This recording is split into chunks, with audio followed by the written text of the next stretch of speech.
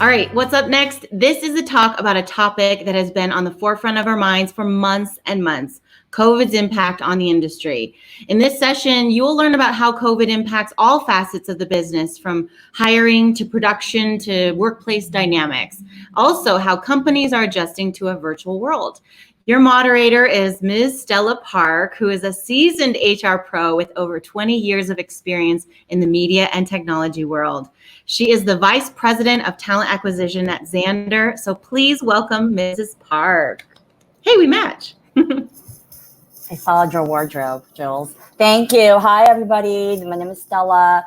I run recruiting for an ad tech company. If you're wondering what Xandr is, we're also part of Warner Media. I've been working in the space of HR, specifically recruiting, for a really long time. But more importantly, I've had deep ties with the Emma Bowen Foundation as we've partnered with them over the years, and it's phenomenal students and alums. To say the last few months have been unprecedented and unusual times is an understatement. We've all been glued to the TV or social media for updates regarding the latest news and the devastating impact of COVID on both human life and the economy. The number of cases in the United States now surpasses 3.3 million, with over 135,000 deaths. Not to be so gloom and doom, and the unemployment rate is now at 11%, previously at 3%. The headlines these days report how COVID-19 death toll is twice as high among people of color under age 65. More than 30% of Americans have witnessed someone blaming Asian people for the coronavirus pandemic.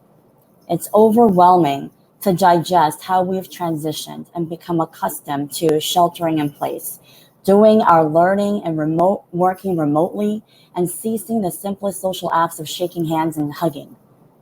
Never has there been a pandemic of this scale in our lifetime, and hopefully not again for a very long time.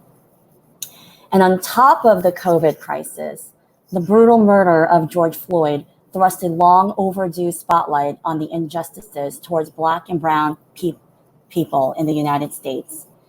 These twin crises have magnified the gaps among minorities when it comes to all facets of society, be it healthcare, the legal system, or economic advancement. Let's kick it off. I am joined by my esteemed panelists, Naija Kuykendall, Executive Vice President of Feature Film Production from Warner Brothers; Daisy Auger Dominguez, Chief People Officer from Vice Media Group; lastly, Juan Otero, Vice President of Diversity and Inclusion from Comcast Corporation.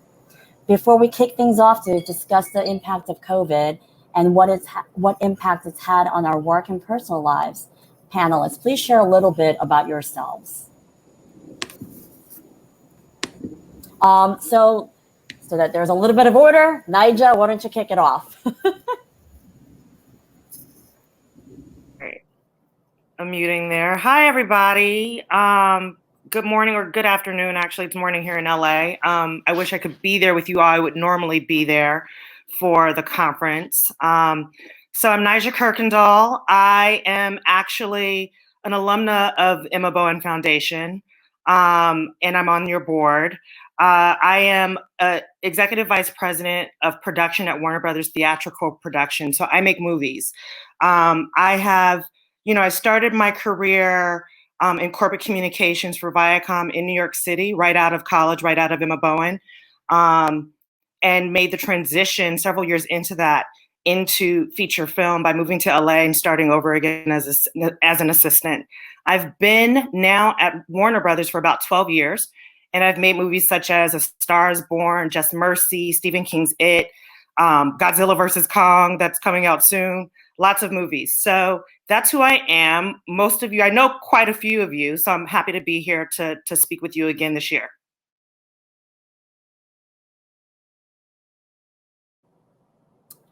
All right, Daisy. Hi, sorry, a little delay and I'm muting. Hi, everyone. I'm Daisy Oj Dominguez. I'm thrilled to be here. I have not been an Emma Bowen alum, but I have supported the organization in many roles throughout the years. I'm a big fan, and I am here because of the privilege of having a friendship with Nikki Bethel. So thank you all for having me. My background, I have been in the people, culture, diversity, equity, and inclusion space for about 2 decades now. I've worked in media, entertainment, and finance, Moody's Investor Service, the Disney Company, Time Warner, Viacom. I'm like trying to forget. And now, most recently, as of exactly 2 months ago, I joined Vice Media Group as their Chief People Officer. I am thrilled to be here with all of you. Diversity, equity, and inclusion, and fundamentally people and culture is the heart of what I do. And this organization is really one of the key and most critical and eminent organizations supporting this work. And so I would hope to be with all of you, but I'm hoping that following this, at some point, we'll have an opportunity to connect in person. Thank you, Daisy. Juan, you're next.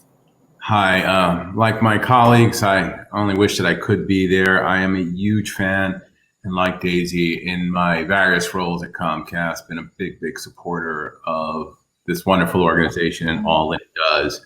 Part of the reason I do love Emma Bowen, because it does speak to me in way of background. Born in the South Bronx, went to City College, sort of, the typical immigrant parents, but really it was these kinds of fellowships, these kinds of internships and opportunities that really gave me the spark that pushed me to Washington, D.C., where I've been for the last 30 years. So I've been with Comcast the last 13 years, and some people say I can't really keep a job, but whether it was government affairs or federal affairs or external affairs, and now running the operations of the diversity inclusion portfolio for the corporation. It's been a really great journey. And those internships, those fellowships, those connections, and those colleagues really helped get me to this place, because it was through that that I created a network where I created friendships that I still have and still support me to this day. So I am thrilled to be here, and I will stop talking about myself, which I usually loathe to do. Thank you. I'm the same way. I always like to hide from talking about myself. Juan, since we're on you, tell me, how did you get on your career track? How did you know that this is what you wanted to do? So, part of it was kind of, and this is. I knew that I wanted, there were sort of some fundamentals that I wanted to have, some building blocks. I wasn't quite sure. I knew I loved the law. I hated practicing the law, but I loved the law. So I built that into my plan and said, okay, I will do that. And it's kind of become sort of a generalist degree for me, like so many others. But that pathway helped inform sort of where I wanted to go. And I knew that Washington, D.C. was a place that I was intrigued, my love of history, my love of politics. So I sort of back-ended my career and thinking like, okay, where do I want to live, and what's the stuff that keeps me intellectually stimulated? So then I back-ended my education that way through studying history and then studying law, and then filling out those places, looking those jobs of what's going to keep me motivated. And, to show my age, I did grow up in a time where this new sort of technology, was just emerging. It was broadband, and it was the whole mobile device revolution, stuff that folks take for granted. And I knew that was the future. So I figured, how would I get into that? And again, it was an artful design in terms of trying to find a company that I thought would be a good fit for me, socially minded, but they would have that potential to grow. So I had a short list and eventually went to a place like Comcast where I was really, truly afforded the opportunity to do many different things. And most recently joining the D&I function and then running the function was something, because it was something that I was passionate about. And sort of the simple advice is find out what you're passionate about, find out what you care about it, and build toward it. So I think that was kind of the structure to it.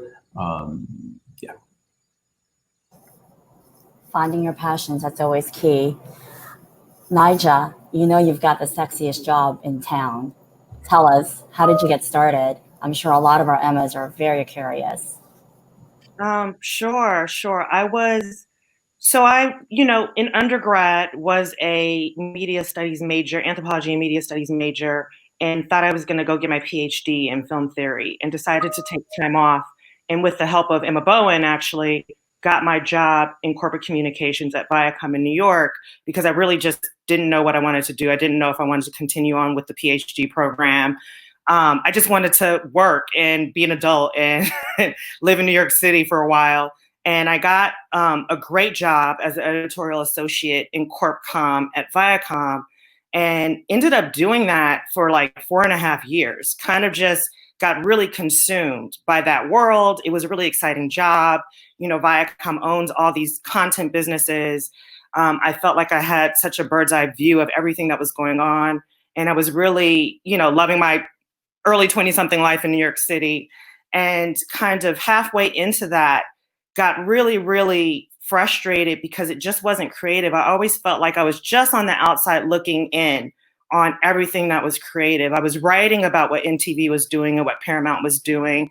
I had friends in these divisions and these companies, but I was just on the outside of it, and really didn't. Even though my undergrad, my Emma internship, my sponsoring company was ABC Entertainment, and I was in TV development, drama, comedy, movies for TV development for the 4 years of my undergrad experience. And so even though I'd had that experience and really loved it, I still hadn't come to the conclusion that I wanted to be a development executive, a production executive. And halfway through my time in Corp Com, I really just wanted to be creative. And so it was really hard to get my foot, back in the door in creative content in New York City, because it really, entry-level positions in film and TV really are here in LA when you want to be creative. And so and without realizing that yet, I was looking for jobs in New York. I started reading scripts and doing coverage for Lee Daniels. I started reading scripts and doing coverage for a production company called Killer Films. I would do all this on the side of my corporate job. I would work on the weekends PAing for productions that would come to New York City. I would volunteer for the Tribeca Film Festival. I would PA for short films that NYU students and Columbia students were doing. Whatever I could do to just get a taste of the creative side of content, I would do on the side of my corporate job. And then finally, a producer friend of mine who I met through doing all of this, Effie Brown, actually reached out to me and said, "What are you doing? Corp Com isn't for you. You're creative. You have all these ideas all the time. You love content. You love film. The Sundance Directors Lab is looking for a PA. This is an amazing experience. If you're interested in film, I can put you up for it. You would probably have to leave your job because it's a summer gig." So I ended up quitting my job. My parents freaked out for me to quit that very fabulous job. And I went to Sundance for the summer, and I fell in love with it. I worked in the director's lab. I carried booms. I read scripts. We talked film all day long. I fell in love with it. And coming out of that experience, I decided this is what I'm doing. I'm not going to compromise. I moved back to LA. I'm from LA. And I started over again as an assistant, development assistant for a production company, and just started from there and worked my way up. What a fabulous journey. You're going to inspire some very passionate filmmakers that are out there wanting to know how to break into the industry. So the topic of our panel is about COVID, and we can't talk about COVID without a whole lot of stuff. So let's see how much we can squeeze in. Daisy, tell us about how COVID has impacted you in a personal way, if you're comfortable, and how have you also transfer that into the workplace? Well, it's impossible not to be impacted by COVID, right? I think like for many of us, there's been stages of it. And now it's been about 4 months or so that we've been in quarantine. So I think of the early weeks in March, as information started coming about, and as we started, sort of sequestering in our homes. And for me personally, initially, it wasn't very drastic, other than a very distinct fear that I had initially, in knowing that in times of crisis is when people's biases flare up, and when we become far more distant and far more caring and thoughtful to each other. And so initially, I became very active in making sure that we were, through my writing and my engagement, and making sure that we were lifting those pieces up, and that we were not forgetting about diversity, equity, and inclusion as we were trying to grapple with all this uncertainty and pain and anguish that happened very quickly. For me also, initially in this stage, was actually right at the beginning of COVID, was when I started the interview process for my new job. So I have been, like, now a growing group of folks, I have been one of those early adopters, if you will, of having interviewed, onboarded, and started a new job completely virtually. I have never met my boss. I have never met my colleagues in real life. We joke that when we see each other, we're not going to really recognize each other, because we've never seen each other in a three-dimensional way. And so it was actually, there's the interesting piece of that, but also the awkwardness and the how do you navigate this. And so I've got to, there's no playbook for this. So a lot of this that we're all experiencing is like we're building playbooks every day. And then I'd say the third piece of it is that very early on in my career at Vice, again now 2 months into it, we've very quickly moved into a lot of the social unrest that is happening in the world. And so another impact of COVID has been what I've been calling sustained exhaustion. We are across the globe just depleted mentally, physically, emotionally. And on top of that, there's the compounded trauma that people of color in particular and other marginalized communities experience economically, health-wise, knowing that our communities are far more disproportionately impacted by COVID, and the rise of this racist and pervasive white supremacy that is impacting not just our country but globally. So all of that we're grappling with, and both professionally, how do I, in my role, make sure that I am holding space for an entire global company of 2,500 employees in 30 plus countries, and that I'm also holding that space for myself and my personal community and my family. So let's go with that. How do you grapple? It's hard not to separate the personal from the professional. How are you grappling with the emotions associated with that? And I can throw this out to everyone too, if you're good. Oh, I'm happy to start. I'm sure others will have more comments. It's really day by day. There are days that are better, and there are days that are harder. There are days where I am completely exhausted. I've begun a practice that I have, and it's silly, but I take 10-minute sort of mini naps throughout the day, and I try and schedule them in my calendar. And it's just 10 minutes of when I close my eyes and I just sort of let out what's happening. And I do this 2 to 3 times a day when I can. Sometimes I have days when I really literally do not have a moment to do so. But I'm working 12-hour plus days. And I find that helps me replenish a bit, and just sort of, I did it actually right before this session so that I could have energy. I'm a homebody, so I actually gain a lot of energy. I love my home. I've made it very comfy before COVID. It's extra comfy now. And I've also started, I think like many of us, ways of maintaining connections with our loved ones in different ways. I have family all over the country and in the Dominican Republic. And so every Sunday, we started this 3 months ago, we have a 1 p.m. call with my grandmother, who it took us about 6 weeks to get her finally on Zoom. Every week was really quite funny. Sometimes I would have her on the phone, like, here we are. But that's a way that we are able to not just connect the way we've always connected, but actually be able to see each other, because that's really important. I have a very close-knit family. So that's how I'm coping. But frankly, for me, I'm also living my mission right now. So even on the days that I'm most depleted, I'm reminded I'm exactly where I'm supposed to be. And I am taking advantage of this moment to drive meaningful and sustainable change. And that frankly is also what energizes me and what keeps me going. I can jump in. I mean, a lot of what Daisy is saying definitely rings true in terms of how do you cope. I think it's different for everyone, but I definitely think connection, with your loved ones.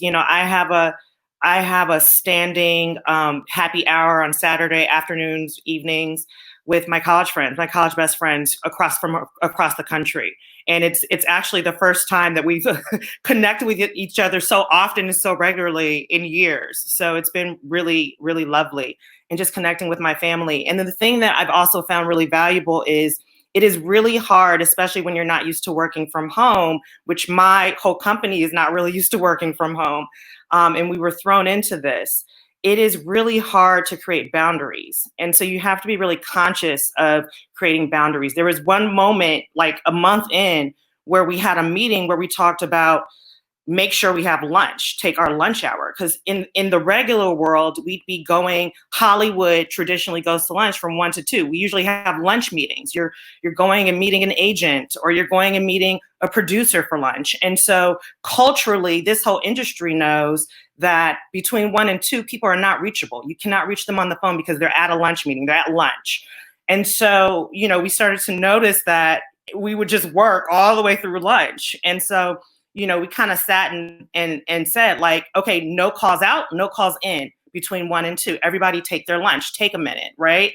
You just have to kind of really figure out for yourself, what are the boundaries that you need to set, and try to, really, really adhere to those boundaries. And then what are the things that just sustain you? For me, really, like, I really started a regular practice of meditation and prayer in the morning and exercise in the morning. Every morning. And I notice when I don't do that, it's really hard. The days become harder for me. So I think it's on one hand, it's personal. And then on the other hand, with your group, with your colleagues, what can you do as a team to create a sustainable culture for COVID?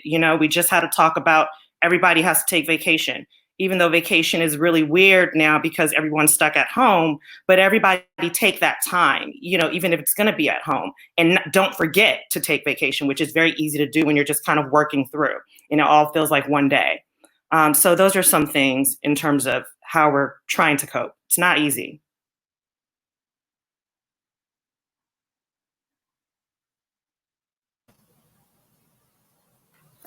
So tell me, how we, since the topic is how this has impacted our industry, can anyone just kind of jump in and share with us what's been the biggest change?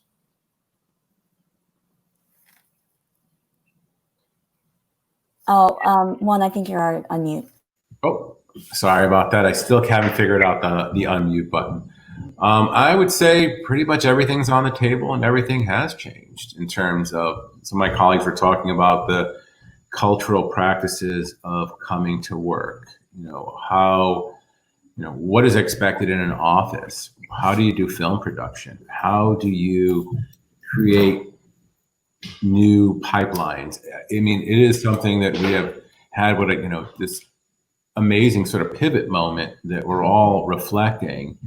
And what continues past this moment, it'll be determined what will be lasting. But I think a lot of it will be lasting in terms of how we deal with each other, how we connect, and the expectations for how we get the work done.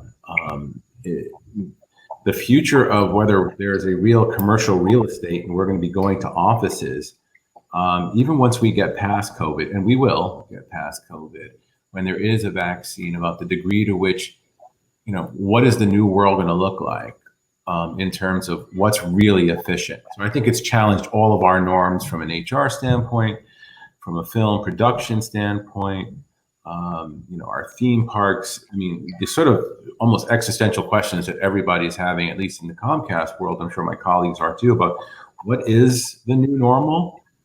I don't think anybody really knows at this point. I just don't think it was what we had before.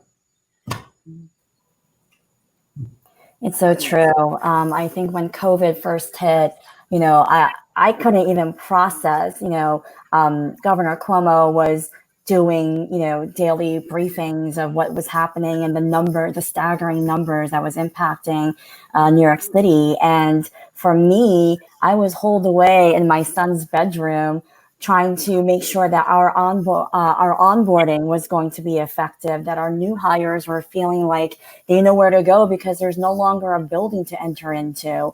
And it took me weeks to process what all of this meant and the repercussions of it. And so it was pretty heavy when it finally hit me personally. And then to transition to the racism that kind of surfaced. On a personal level, I was all of a sudden walking down the street and someone blamed me for COVID. And I didn't know how to explain that to my kid, as we're walking down the street. So, it really just forces us to take a minute to reassess what the heck is happening around us. And then we talk about Black Lives Matter, George Floyd, and everything else, and Breonna Taylor, and all these names have become so synonymous. It's hard not to take it personally. I know that for me, I broke down in a team meeting. I couldn't even control myself, and I'm new to my company too, by the way. 6 months in, and I'm exposing my feelings, and it couldn't be helped. How has this impacted you all? How have you been able to even give guidance or shed? I know everyone on this panel, I'm sure everyone's been reaching out to you for guidance, advice. Was there any profound conversation that kind of stands out for you? I feel like there's a profound conversation every day, right? And it's interesting. I just I'm not gonna know which publication, but I was just reading through my Twitter thread before I came here, and there was an article. I'm not sure if it's the New York Times, Wall Street Journal, that said essentially that at the beginning of COVID, which was what I feared and many of us knew, many diversity and inclusion jobs were cut, and now post George Floyd and let's not forget Breonna Taylor and all of the protests that have happened. Now everyone's hiring for diversity, equity, and inclusion roles, right? I have headhunters call me every week, and I literally don't have any more names to give them because there's not enough people to do this work. But I do think that what has surfaced is, and I'm calling this the post-Me Too, racial reckoning, right? During Me Too, we reckoned with gender, and mostly from a sexual harassment perspective or from a gender inequity lens. And we kind of put race in a closet. And we're like, we're not going to deal with that right now because we're just too fragile. We don't know how to do it. And we put it there. Now we've got race front and center, and the fragility and lack of awareness and muscles that people, have is clearly apparent, painfully so. And so for many of us, whether this is our work or not, quite frankly, we are being put to task to help lift up entire organizations that have, because of their privilege, been allowed to look away for a really long time. And this is all behavior and norms and practices and abuses that have happened in organizations for decades plus, from hundreds of years, and they've been tolerated and allowed to exist. And all of a sudden, there is a public outcry for that not to happen. And so the challenge is in the how do we take advantage of this moment to drive the real meaningful change that needs to happen without depleting our souls and our hearts and our, and our bodies in doing this work? And that, and I personally struggle with that every day, because I want to lean in 150% into this. And sometimes I need to sort of pause and take a moment to look at, well, I can't be my best if I'm not protecting and taking care of me. So it's that constant balance. But I will close by saying that part of what's happening now is that for many of us, again, in whatever roles we play, and we don't have to be, I like to remind people, you do not have to be a D&I professional to do this work. It takes all of us to do this work. That's how we're going to drive real meaningful change. But I do want to say that this is also creating a space and an opportunity for us to have conversations that we haven't had before, to use language that we haven't had before. And so I encourage everyone to continue to do that. This is not about burning down the house, in my opinion, because we need these houses to exist so that we can be employed and we can create and we can build. But this is about how do we reimagine and rebuild these houses with us in the center, with our voices, with our experiences. Because let's remember, we weren't part of this when these are all design choices. We were not in the design blueprints when organizations were created. And by we, I mean people of color, BIPOC, marginalized communities. But now we have to. And so now it is about how do we make sure that the design principles are different and that the conversations are different and that we push just enough, but that we also back off so that we let other people do the work. Because this is about everybody else building muscle, struggling with the uncomfortable piece of recognizing their own bias and their own complicity, and also their own agency in driving change. And I think that when we do all of that together, we will be able to build the organizations and workplaces that work for everyone, that we've been dreaming and hoping for so long. Mm-hmm.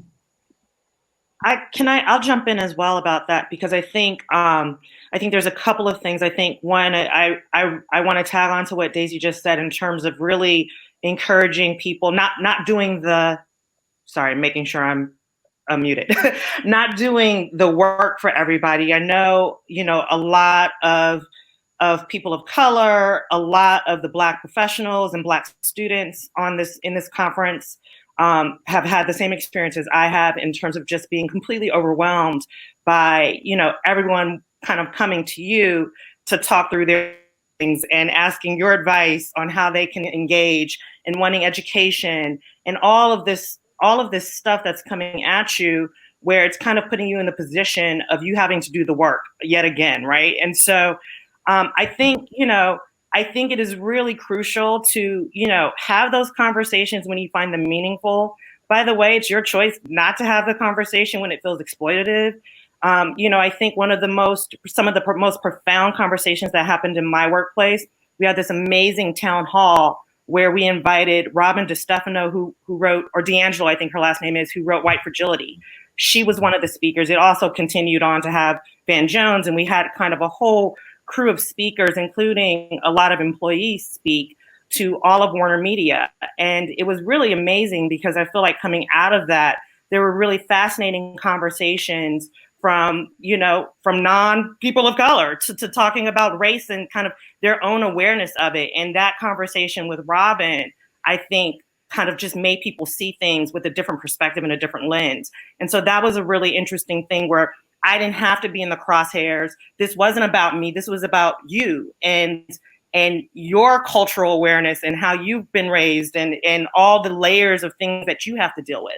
I think the other thing that's really important, especially as a Black executive, a Black leader in my space, is really picking and choosing what I'm going to engage in, what I'm going to advocate for and fight for. There's so many things. There's so many layers of problems and issues and things to tackle and support to give and things to lead. And we all want to do all of it.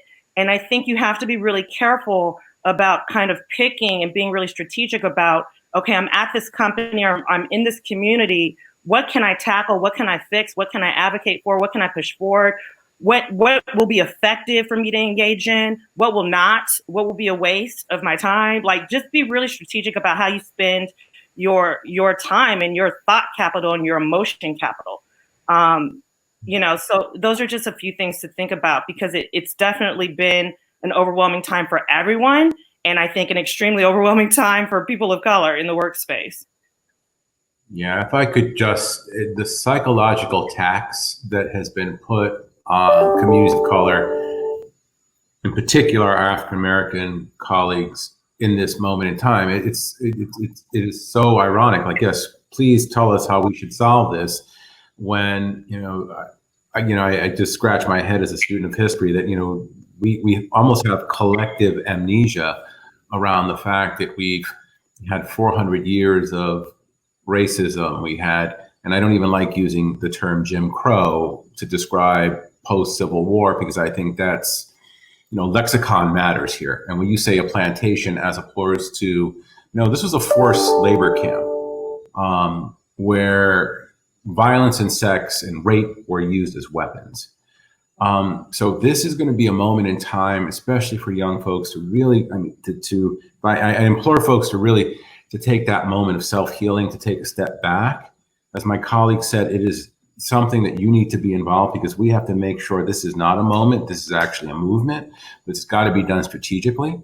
And it has to be done with almost deliberate urgency, in the sense that we really do need to think about what are we spinning our wheels on? What are we really working on to deal with this change? But this change has to come from the C-suite all the way down. And I think changing how we approach the lexicon, making sure that we're taking care of ourselves, because talking to so many younger folks in my company, the sort of peril they feel about, is this truly a safe space? Is this truly something where I can speak my mind? Hence the difference between a moment and a movement in your places. So you need to think about all of those things, and really just make sure you're taking care of yourself, in terms of your own psychological well-being, and figuring out what your role as a leader in this space can and should be, and where appropriate. I find myself as, I guess, representing the Asian Americans on this panel, that there's a bit of translation. I happened to join a panel earlier with Nikki Bethel, and Lucinda Martinez was on, and she spoke about when you learn, you're learning a different language, and you come up in a multi-language home, you are naturally the translator. And that really resonated a lot with me, because I am always a translator, and maybe because I'm also Asian, and I found that people come to me, all races, exposing a lot of interesting thoughts that I don't think they often feel comfortable disclosing to the masses. And sometimes they're great, and sometimes they're not great. And I think there's something to be said, and I wanted to also make a point to the Asian Emmas out there. I think the Asian community has also been quiet. And I know it comes with their reasons for that too. And it's not without validity, but there's also a time to speak out. And I found myself having to, at the end of the day, we still have to choose the right side, because at the end of the day, it's about humanity and the treatment of human beings, regardless of color. And I just wanted to make that point out there. Not everyone's doing that, obviously, but I think it's an important piece to make, because silence hurts a lot more. And I love your point, Juan, about the collective amnesia, because it's infuriating when, at times, mainstream, as we call them, seem to forget, because this has been going on for centuries, right? So what would your advice be as you're talking to young folks or your team members?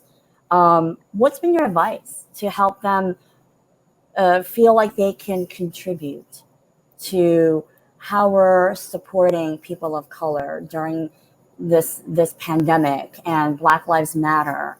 Is there any particular advice that just stands out for you that we can share to our students and the alums? One of the things, I'll just share one thing that I've observed happening at my company that I really am proud of and really respect. We have a BRG, a business resource group. I think it's called a different thing at every company, but most companies and corporations have these. And we have a Black employees BRG. And they have come together and they have written, a letter to our leadership. They have suggestions and ideas that they've thought of. They're talking about forming a social justice committee. There's a lot of things that they're talking about doing. And I have found that really galvanizing as a leader, because there's so much going on, of course. But for me, that's the corner, that community of our company is kind of the cornerstone and the North Star of what should we be doing? What should we be focusing on? And we should really be listening to this community. And the fact that they're like, let's go. What should we do? And what should we do together? I think, Warner employees tend to be very, very kind of loyal. We stay here a long time. I've been here for 12 years. We're really proud of the place and proud of our careers at Warner Brothers. And so it's the Black community is kind of leaning in with a sense of, how do we make this place better? What do we do? This is what we've been struggling with, and this is what we're asking of you, leadership. And so I think that that's a really constructive and effective way to start using your voice and get together with your colleagues, your Black colleagues, your colleagues of color, to really create strategies and ideas that you can be advocating for and putting forth to your leadership and your community that should be listened to by your leadership. I can't imagine that in today's world, in the time we're in right now, you would be ignored by your leadership. So that's something I would lean into at any company that I'm in.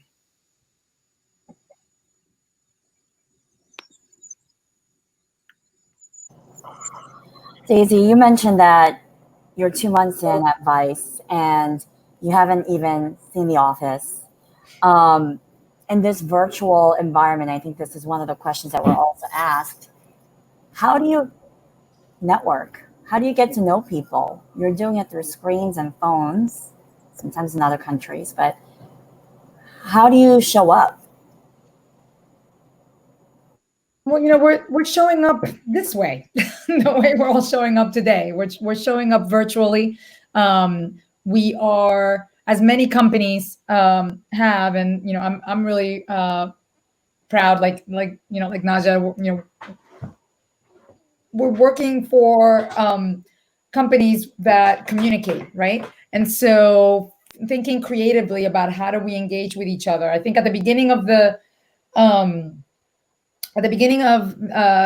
quarantine, we went into overdrive with Zooms and videos and the exhaustion of all of this, and just over connecting. And I think now we've gotten to a place that we found a bit more balance. But the fact of the matter is that in these moments of physical distancing, we need more opportunities. We need to be over communicating and over connecting. And so at Vice, our CEO sends a weekly note to the company, and it's a combination of what's on her mind, what's happening with the business, what are the initiatives we're building out. I myself sent out my first communication to the company was about a week 2.5. And it was my first global email to the organization. And I told everyone, I was like, this is not the way that I intended to introduce myself. But in the wake of George Floyd and Breonna Taylor's murders, and as an Afro-Latina, I have to be able to reach out to all of you and say, this is what's hurting me. This is what I understand is hurting others. This is what's happening with these communities on a global basis. These are some resources that you should be leaning on. And this is the work that we're going to start doing.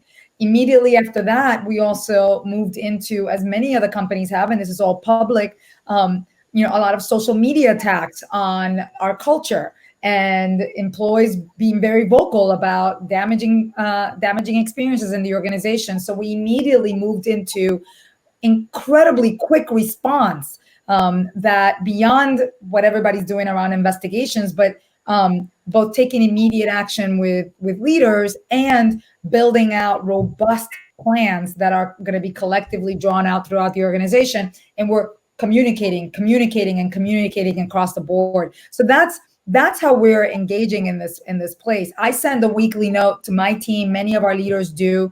And a lot of it is about what's on my mind, what have I read about, what are the things that we need to be aware of.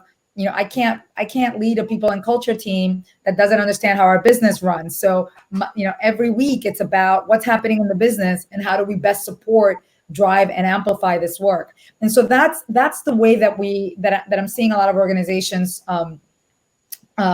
overly communicate. And I think that, touching on the point on employee resource groups, we call them community groups. Every company calls them something different. It also has been about building closer proximity with these groups. In some organizations, these groups haven't had the access to leadership and the access to folks like me and others to be able to drive this work. And so a lot of the work that I've been driving is making sure that I'm far more accessible and far more connected. We are also drawing out, we just launched a listening series. And that's going to draw out for about, a good 2 months because it's a global listening series. We just launched it yesterday. And we are sitting down, my CEO and I, with different members of marginalized communities across the globe and hearing them out for an entire hour. Tell us what are the conditions that have led to the culture that we have? What are the conditions that make us special and amazing? And what are the conditions that we can shift and move forward? And that work is going to take time, but it's a lot of constantly sharing what we're doing, reminding people of what we're doing, and showing go forward progress. Thanks, Daisy. My God, time flies when we're having such a rich conversation. Let's take some questions from our audience. Nija, there's a question for you. How has working remotely impacted revenue that comes in from production? It has absolutely impacted it. Our whole industry of film and TV, scripted film and TV, we can't go into production. So when COVID hit, shortly into March, we actually had to shut down, and like all companies had to shut down all their productions that had been already in production, productions that were prepping, we had to shut down. Everything had to shut down. So, with no production means no content. With no theaters open, that means no content going into theaters. That means no revenue. So it is a real crisis for our whole industry, our whole content industry right now. There is definitely lots of conversations about how do you get up and running, how do you do it safely. There's conversations with all the different guilds and groups because everybody has, different ideas of standards for safety. It's what can go into production first? Where can you go into production first? When you're in the feature film business, you shoot all over the world. So are there territories that are opening, like Europe, Australia is opening? Like, what are the territories that are starting to open first that you can strategically say, okay, these productions that we're planning to go into production in those countries can go, but we still have to figure out the US, because it's still not safe. It has drastically affected all of our business. Mm-hmm. Thank you. Maybe Juan, you can take this question. What is your opinion on the recent uptick in diversity and inclusion from large companies or corporations in the wake of the George Floyd Breonna Taylor protests? For example, on the recent cover of Viola Davis for Vanity Fair, they made history by hiring its first Black photographer to shoot a cover for the magazine. Do you think this behavior is genuine, or is it just trying to save face? Well, it's going to be interesting. Again, it's the question of whether this is a moment or this is a movement. Is this, as Daisy said, this is a moment of racial reckoning and the realization, I think at the C-suite level, our CEOs, society writ large, that what we saw with the murder of George Floyd on all of our devices was it shocked the conscience.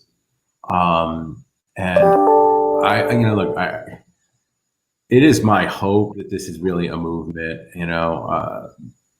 I really do want to see, you know, the issues of structural racism addressed in this country. But I'm of two minds on this thing. You know, there's a part of me that's just appalled that we are still here, and there's a part of me that says seeing all of this protest and seeing all of, you know, the white folks with the black folks, with the Asians, all the shades of color out there with their hands in the air saying, this is not acceptable.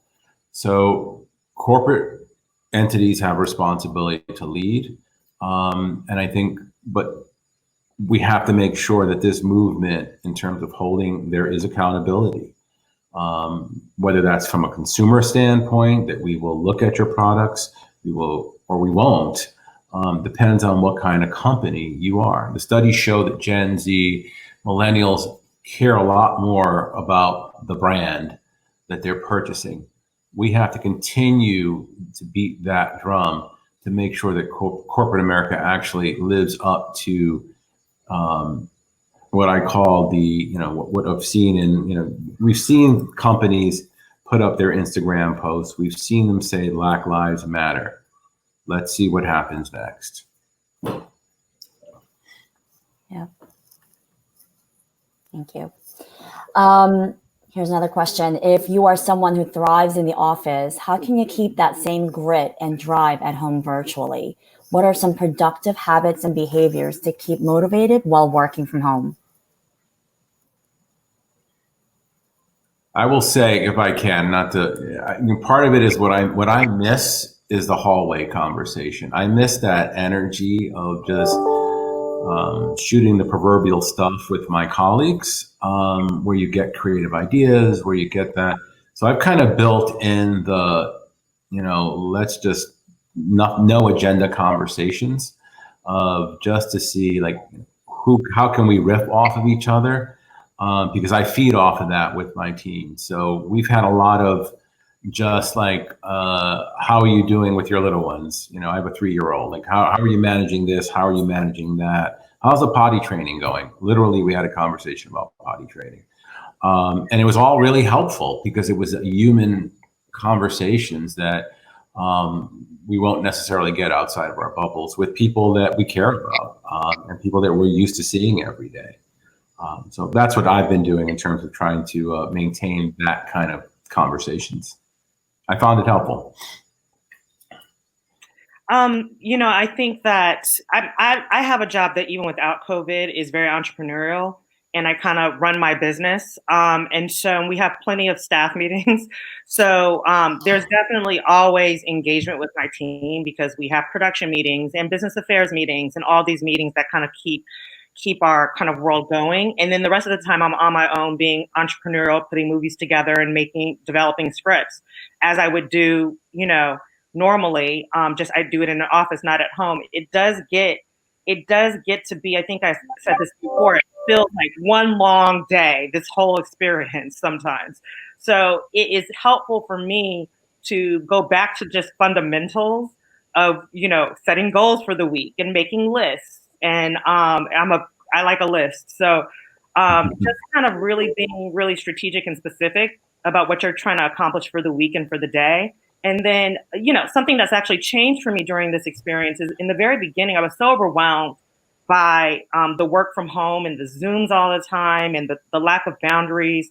And everyone was always asking me to do, in my business, we do a lot of general meetings where I'm just meeting a director just to get to know that person, just to be aware of who he is, or I'm meeting an actor just to get to know, because, the actor's team wants me to think about that actor for a role in the future. And that generates a lot of business. And for a while, I wasn't doing that because I was so overwhelmed by the Zooms. And it just was so weird to me to like meet someone for the first time on Zoom, to have a general to get to know the person. It just felt really awkward and forced. And so I've recently gone back to, okay, we're going to be here for a while. So I'm going to really lean in to this, and I'm going to meet everyone. And, we're actually in a time where, a lot of people who wouldn't have time or are at home or are reading things that they wouldn't be reading. And so how can I take advantage of this time right now where usually we'd all be running 50 million, like we'd be going all different ways and we wouldn't be as focused as we are. And so I think just, what's important in your business and just leaning into how can you be entrepreneurial and really take advantage of the time that you have that everybody else has as well. We've got a lot of students and probably professionals that are waiting for responses for companies as they're applying for positions. With COVID, everything's kind of been on hold in some cases, or jobs offers have been rescinded. Any advice on how they can stay engaged and maybe even upskill? I think this is. I talk to folks as I'm interviewing them. I talk to folks as I'm building teams. I have a team of recruiters under me at Advice, and I have a lot of colleagues that are in the job market. And I give everyone the same advice. I'm like, listen, this is still a market where people are hiring, not as aggressively as before, but it's about making sure that your profile, whether it's your social media profile on LinkedIn, whether it's your resume, whether it's the referrals that you have, that all of this is up to date, that it's that is positioned to place you in a differential way from other candidates, and that when you are in an active search, that you continue to stay close to your recruiter, stay close to your hiring manager, stay close to your partners, and that you are considering very closely the decisions that you're making, not just because we're in a moment of financial distress doesn't mean that you have to take the first job that comes your way. And so I've been encouraging a lot of folks to be really thoughtful and to apply the same principles that you would have before in terms of what are your needs, what are your wants, how do you want to grow professionally, and also what are your economic and financial needs, and make sure that you're making decisions that in terms of going towards something versus running away from fear and anxiety. So that's some of the advice that I would give. It's still there. Companies will be hiring more in the next season. People are rethinking their global footprints. People are rethinking their organizational structures. But the fact of the matter is that we still, for the most part, need human beings to deliver on the work that we do, and that will require organizations to think, especially given the conditions that we're in now, the comments that we have made around the social and racial unrest in this country and globally, that companies are thinking far more about inclusive hiring practices than they have before, which makes us an amazing market for Emmas, I believe. And so I think that you continue to do what you do and to emphasize what you bring to an organization and stay very, very centered on what is important to you and what you're trying to achieve. Thank you so much. My gosh, we covered so much, and yet we barely scratched the surface. I want to thank you so much, Naija, Juan, and Daisy, for just your authenticity and sincere advice to the audience on how we can navigate through all of these changes and ongoing news that's going on or swirling around us these days. I want to thank Emma Bowen Foundation for allowing us to engage in these conversations. So I guess my communication to everyone is there is a comedy segment, so please transition over there. Thank you. Yes, thank you, Stella, for letting everyone know. Your panel was amazing. Honestly, our world has been severely impacted by COVID-19, and this new normal is so challenging to get used to. And so we really appreciate you peeling back a layer to let us kind of get a sense of what your daily lives are like and what the businesses that you work for are feeling and how everyone is interacting. We really appreciate it. And there's actually been some positives too. So it's good to remember where those are. Up next.